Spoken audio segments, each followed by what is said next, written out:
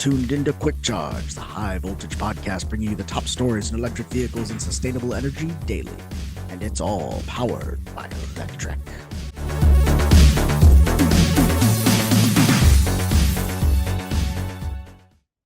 Welcome to another episode of Quick Charge. It's July 8th, 2024, and I'm your host, Joe Boris. We're going to start today's news off with Tesla. Tesla's CEO Elon Musk is going to war against Tesla shorts again. Tesla's stock was up over 30% last week on news that its sales hadn't fallen quite as far as we thought they might have, and it looks like the shorts are circling the stock again. Hedge fund tracker Hazeltree notes that short interest on Tesla's stock from hedge funds has increased over the last month. Now, this is an X. I don't think we call them tweets anymore, but this is a tweet on X from Elon Musk saying, once Tesla fully solves autonomy and has Optimus in volume production, anyone still holding a short position will be obliterated, even Gates. The CEO specifically mentions Bill Gates, who has been known to short Tesla's stock at times. Now, this is really interesting because Elon has gone on record saying if Tesla doesn't have robotaxi, if they don't have full self-driving, the stock is worth basically zero. So now he's saying it basically has infinite value once they solve that. So it'll be interesting to see what actually ends up happening, or if Tesla can fully solve autonomy and Optimus. And those things remain to be seen. Let us know what you think of that in the comments. But it does seem like external market pressure is finally starting to get to Tesla. And a Model Y was recently spotted with what appears to be camouflage over the front and rear of the car. Now, that begs the question, is a refresh coming? Tesla obviously has some of the oldest vehicles in the marketplace, which is kind of a weird thing to say because to a lot of people, a Tesla is still a new, very modern car. But at the end of the day, we've got the Model S, which was first shown in 2009.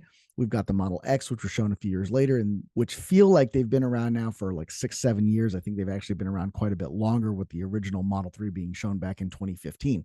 So the public is very familiar with these cars. The public knows what they look like.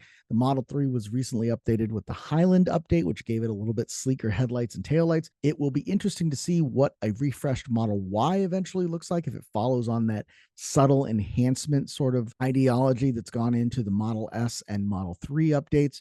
But hey, anything could be going on under there. It could be completely new. We might get a new nose cone. Regardless, the Model Y is not the only Tesla vehicle that might feel the need to update in an increasingly aggressive market. The Model S and X sales are crashing, and Tesla is hiding it with its opaque delivery reporting. This is an article by Fred Lambert, posted a couple days ago. Earlier this week, so obviously last week, Tesla disclosed 21,551 other models delivered in Q2. As previously reported, Cybertruck recalls gave us a good idea of deliveries in Q2. We put Cybertruck deliveries at 8,000 to 9,000 units that quarter. If we subtract those from Tesla's disclosure, that puts Model S and X combined sales at around 12,000 to 13,000 units. That's a 31 to 37% down from the 19,225 Model SX deliveries reported during the same period last year. And anytime you see a model decline more than 30% year over year, that is certainly significant. Now, one of the reasons Model S sales might be taking such a nosedive is that Lucid sales are up. Lucid beat Q2 delivery goals after a record quarter, which was powered by significant discounts. In 2021, the first Lucid Air models were priced at around $100,000. Today, you can buy a base Lucid Air starting at $69,900. Now, obviously, there was always going to be a less expensive Air that came out later, but there's still been an aggressive amount of discounting and promotion on Lucid's part. And with its new Gravity electric SUV launching later this year, Lucid hopes to carry that momentum into the second half of 2024. Now, the Gravity is a much more conventional type SUV than the Model X. It is still in that large premium luxe category.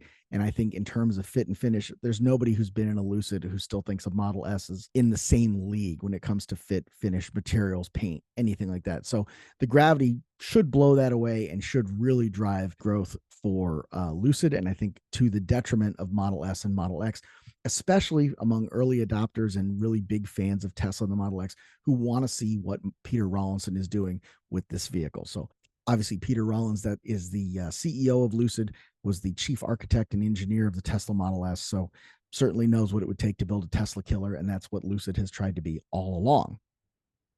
On the lower end of the market, Hyundai, Kia, and Subaru are offering the best electric SUV deals in July, starting at $199 a month. This is an article by Peter Johnson. And he's pulled a number of different deals out of Cars Direct and eventually settled down on these top three, with the Hyundai Ioniq 5 coming in at $259 a month with $399 due at lease signing, effectively $380 a month. The 2024 Kia Niro EV Wind at $199 a month with $39.99 due at lease signing, again effectively $336 a month. And the Subaru Solterra Premium $329 a month with $329 due at lease signing, effectively $338 a month. These are great deals. They're certainly going to put pressure on Model Y, but they don't hold a candle to this Colorado deal for a 2025 Nissan Leaf that you can lease for $19 a month. This is largely due to something called incentive layering or incentive stacking, depending on what part of the industry you're in, what part of the country you're in.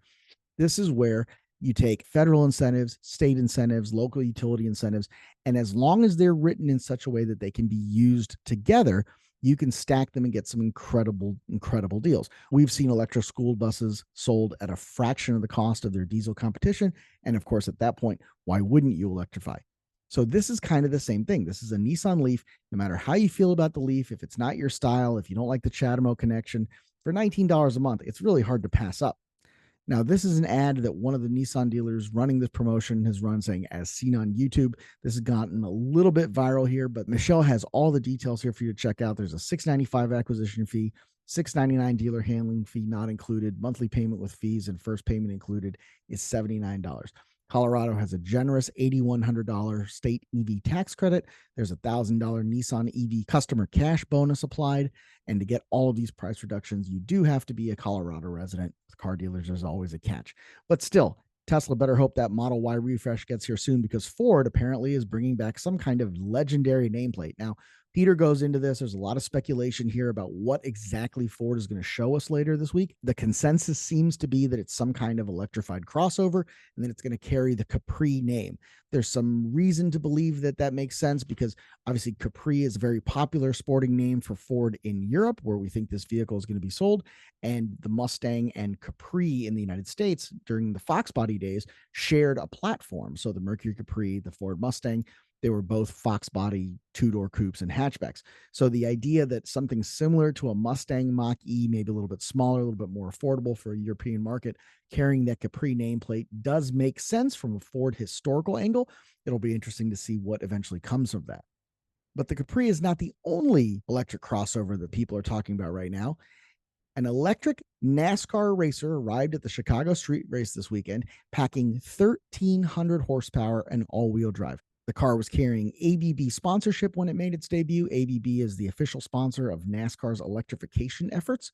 So any on-track charging or any NASCAR-owned tracks that put in EV charging are going to be doing so with ABB manufactured and produced chargers. Now, the vehicle itself is a crossover type shape with all-wheel drive. That's obviously the hottest segment in the automotive industry right now, is that mid-size crossover. And NASCAR says this was developed with its existing OEM partners, Chevy, Ford, and Toyota.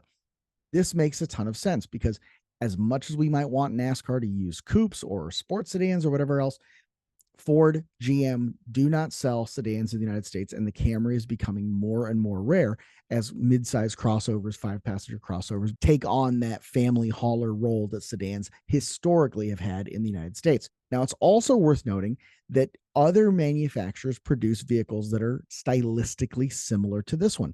The Chrysler Airflow concept that was shown last year, Kia's EV6, VW ID4. You could make this NASCAR chassis look like any of those vehicles with the right stickers and window cutouts. And I think NASCAR knows that, and it's got some ambition there to grow their brand, to grow their product offering by bringing in new manufacturers and new participants. So it'll be interesting to see whether or not an electric series or an electric exhibition event is going to be enough to do that.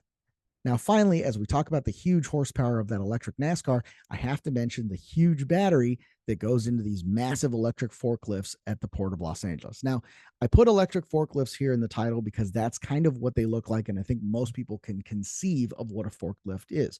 This is actually called a top handler. It works just like a forklift. The little things go up and down, but instead of putting forks underneath something that's going to move and lifting it, it actually grabs it from the top.